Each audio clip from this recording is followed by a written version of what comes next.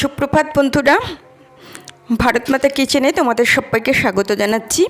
আমি আশা করব তোমরা সবাই খুব ভালো আছো এবং সুস্থ আছো। আজকে তোমাদের সাথে আমি শেয়ার করব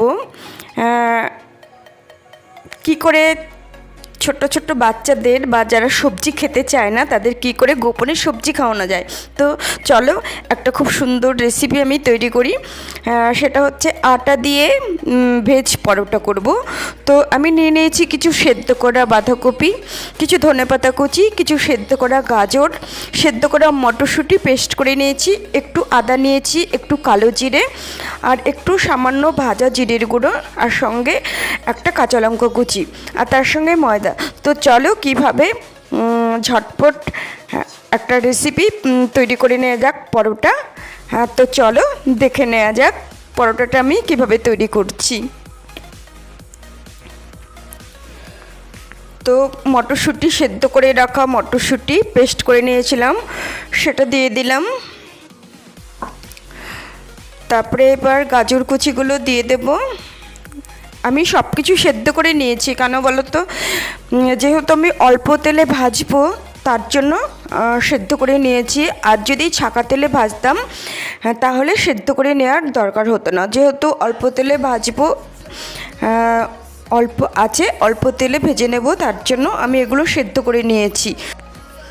আর যদি বেশি তেলে ভাজতাম তাহলে এগুলো সেদ্ধ করে নেওয়ার কোনো প্রয়োজন হতো না।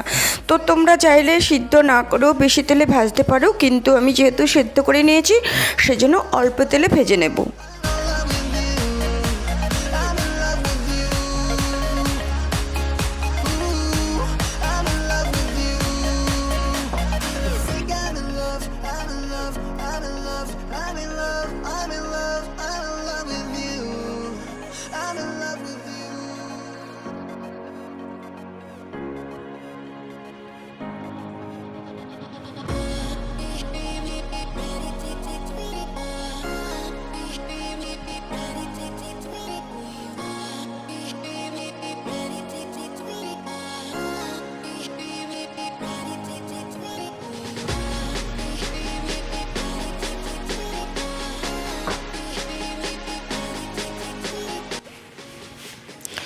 তো পরিমাণ মতো লবণ দিয়ে দিলাম।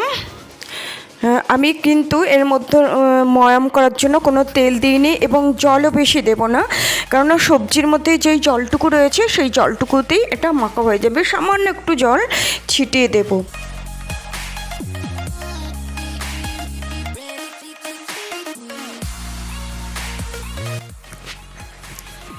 তো আমার ভেজ ময়দা মাখা কমপ্লিট হয়ে গেল।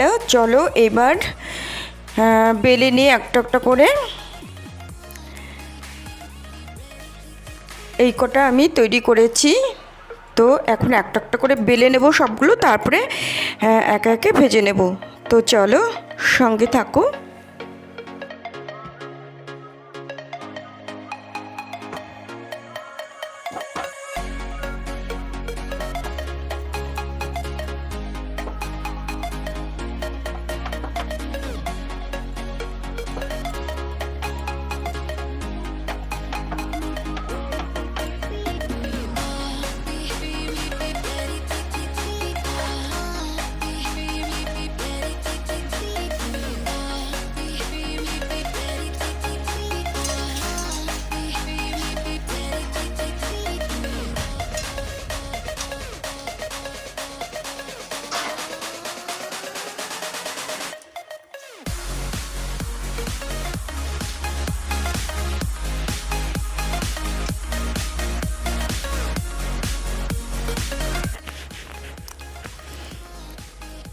তো আমার ভেজ পরোটা কমপ্লিট হয়ে গেল।